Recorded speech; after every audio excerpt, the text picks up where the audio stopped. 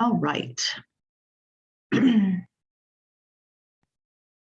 Hello, I'm Coach Tina, and I work with some women who have asked me for some tech support. So I thought that I would show how to do something that has been an issue with a few of them. So let me show you my screen.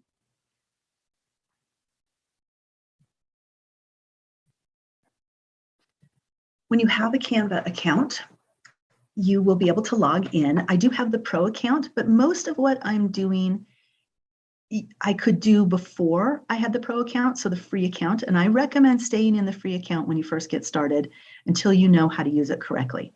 But once you buy into the pro, you will have access to what's known as the content planner. So off to the side, you see here, you can have up to 5 people on your team. And what I did is I just talked to some friends who needed access, and they went ahead and paid me 1/5 of the membership.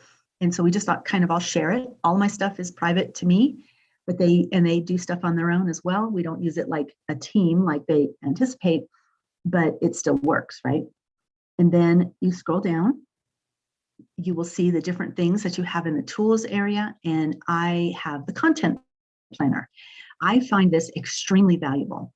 So it does look different on the cell phone versus the computer screen. So this is the computer screen for the content planner. And when you go in, it obviously looks like a calendar. Now, I am specifically looking at this today because I set something to post yesterday, and I looked for it this morning and didn't see it. So I'm coming in now to find out why it didn't post. You can see right here on the 5th, there's an item with an exclamation point. That means it didn't post, and I'm going to show you how to fix that in just a minute. But you can see that on the days that I'm posting things, the post shows up in a little mini view, and you can do different things with it. So what I'm going to do is click on the one that failed. It's going to bring it up. Interesting, because this is not the text. I understand why it did it. It's the file name of what I created. But this is the post that I wanted to have fed up there. This is where I wanted it to go. What had to do with it is timing. I'm in a different time zone than my computer, and I think that it tricked it and it didn't like it. So what I'm going to do is come in here, and I'm going to set it for today instead. And I'm going to think about what time it is in my other time zone and not let that be a factor. And so your post goes here. You pick the day that you want. You set up the time. Once you're done setting up the time, you can say where you want it to feed into. I have multiple groups.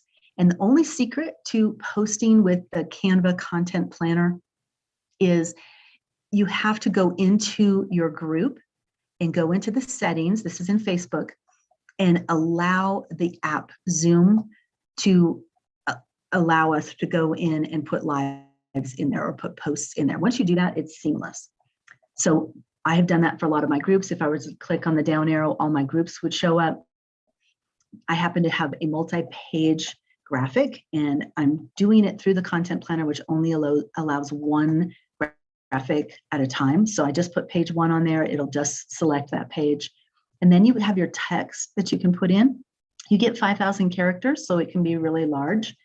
I recommend that you do your text in a document off of Canva and just paste it in, because I can't tell you the number of times that I have been going to post, have written half of my post, and then I forget and switch off and I lose all of my text. So if you're like me and you get a little scatterbrain, try to do 2 or 3 things at a time, then I recommend writing it in a doc where it's going to stay. Plus you've got your ability to do all of the editing, which you can still do the editing in here, but the screen's smaller, right?